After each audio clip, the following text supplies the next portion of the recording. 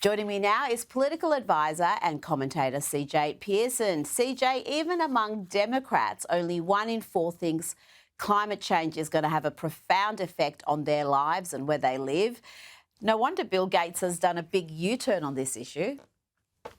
A huge pivot. Well, Rita, first and foremost, thank you so much for having me. I got to look at these issues and I say that even Democrats are having a shock to reality when they realize the effects of the disastrous Schumer shutdown. Things that are affecting things like EBT benefits, things that are affecting things, like our military pay, the ability for our servicemen and women to actually be able to afford their groceries and pay their rent. Those are the results of the consequences of democratic governance in this country. And so, yeah, you're right. Climate is not the biggest deal to many of these people because they're forced to confront real issues, real problems that are put on their plate by a Democratic Party that does not give a damn about them. And so, yes, climate change may be a pie in the sky issue, a existential threat to the Greta Thunbergs of the world, but to everyday Americans and everyday people all across the world, it's small pickings. Now, there were huge lines earlier today at Turning Point USA's latest event in Mississippi at Ole Miss, headlined by the Vice President JD Vance and Erika Kirk. People were waiting outside CJ for hours in the rain to attend this event, and JD Vance threw away the script to speak from the heart. I got this whole speech written, and I'm not going to deliver any of what I had written. I'm just going to speak from the heart because that's what Charlie would so often do.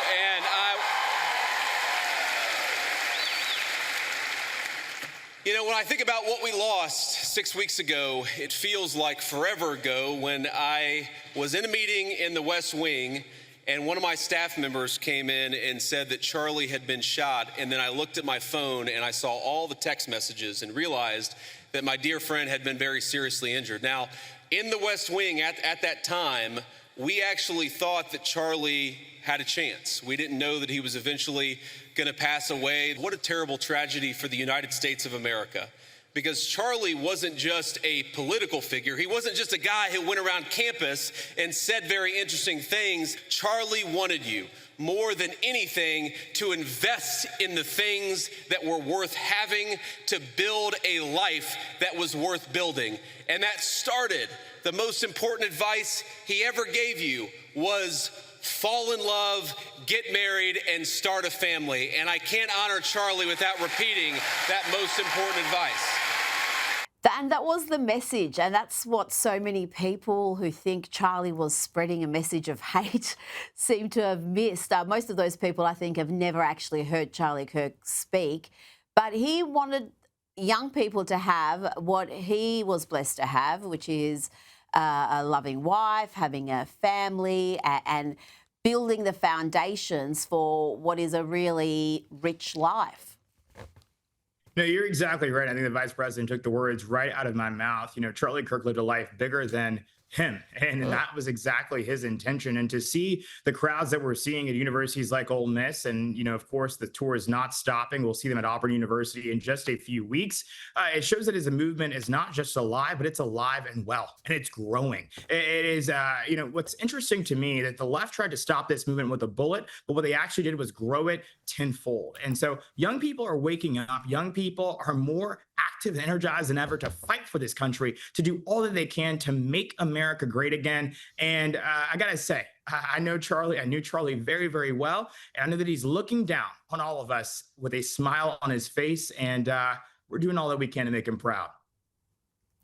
Well, that's what Erika Kirk asked for as well. She's asked the audience to make Charlie proud.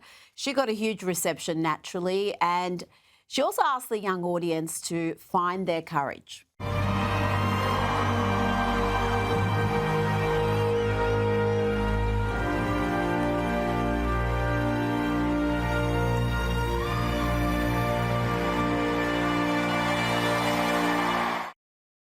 Gen Z, you are the courageous generation.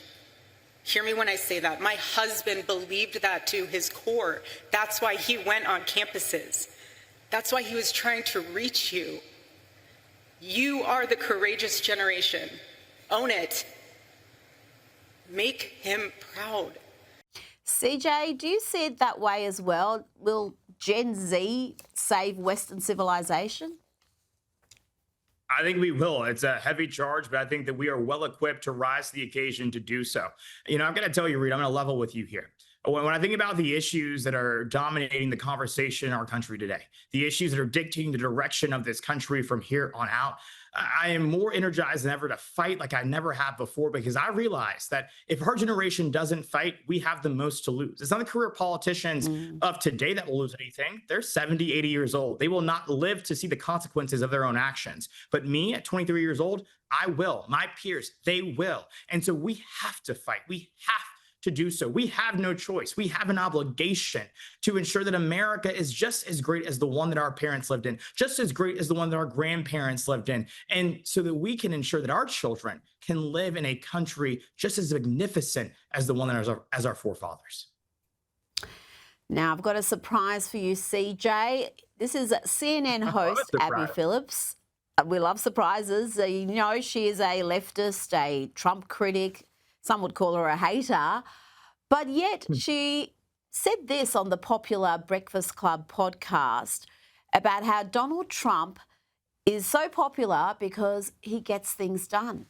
In a way, he's challenging capitalism. He's putting tariffs on countries indiscriminately just because he wants to, making the case that he's doing it for Americans. He is taking government stakes in private companies. That's a Bernie Sanders idea, by the way. He is creating a government website where people can shop around for prescription drugs, another Bernie Sanders idea. So his willingness to just take some of these ideas that Democrats have been talking about and just do them, no matter how controversial they are, has been one of the things that, whether you like him or not, what people will say about Trump is that he does what he says. Well, as they say, even a broken clock is right twice a day, and she's right there despite being characterised as a far-right figure. Donald Trump is anything but, and his policy platform is anything but. And that's true whether you're talking about the tariffs or the way the administration is tackling Big Pharma. You're exactly right. And I think the reason the left fails to understand President Trump in any meaningful way is because they view him through the lens of a politician. But politicians run on one thing and they do another. President Trump ran on one thing, and he ran on many things, actually, and he's done all of those things. Promises made, promises kept. That is his dogma. That is his North Star. He delivers for it every single day. And so it's not surprising to me that you have folks like Abby Phillip who are so enamored by someone like him, because it actually is very rare to have a politician who does what he says. But President Trump is doing exactly what the American people give him a mandate to do, and we're rooting for him in every which way.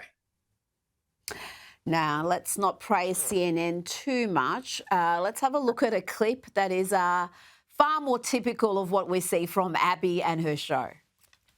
What do you think it's being done for? I personally think that an infrastructure is being built to allow Donald Trump to stay in office indefinitely. I don't think that what's being done to the White House, you don't do that if you think that anybody else is going to inhabit this thing after you, and if you are planning on leaving power. Lydia? Try to work that out, CJ. Apparently, Donald Trump's building a ballroom so he can remain in the White House forever. Yeah, I wonder what they would say about Abigail Adams or Martha Washington or, Jackie O, who, initiated many renovations to the White House structure. These people are actually really, really crazy. And you kind of feel bad for them at a certain point. Again, I really hope that they get the medication and the help that they need, because these types of delusions just aren't helpful. In the spirit of Maha, I really am rooting for them. But as a Christian, I'm praying for them as well. Well, before you go, just try to make me understand where this hysteria comes from over this ballroom. You would think it would be the least controversial thing a president has ever done. Building a ballroom for the White House, a gift to the American people. The taxpayers aren't paying for it. It's going to be built with Trump's own money and donors, rich donors who are contributing to this. And yet they're finding a way to dress this up as some sort of a major scandal. Rita, I spent a lot of time in Washington, D.C., and I kind of need you to come on a visit here, so you can see just how unwell these people are. They are just truly, truly unwell. These people would be upset if President Trump woke up at 6 a.m. They would call him unwell, but they were not calling Joe Biden unwell when he would wake up at 2 p.m. And then, of course, only to be, rehabilitated by his 2 scoops of ice cream that made him feel well again, right? And so I can't really get myself into these people's brains, because thankfully I think that, I'm mentally fit enough to even have these conversations. These people are not. But it's truly interesting to see. And I hope what we realize that these people have no business weighing in on issues of actual importance, because they have absolutely just been completely corrupted by Trump derangement syndrome in every which way. Well, they discredit themselves with this hysteria. I mean, it's all well and good to pick apart consequential issues if you've got a different point of view. But when you get hysterical about a ballroom being built without any taxpayer funds, you just show yourself to be an absolute clown. CJ Pearson, thank you so much for your time tonight.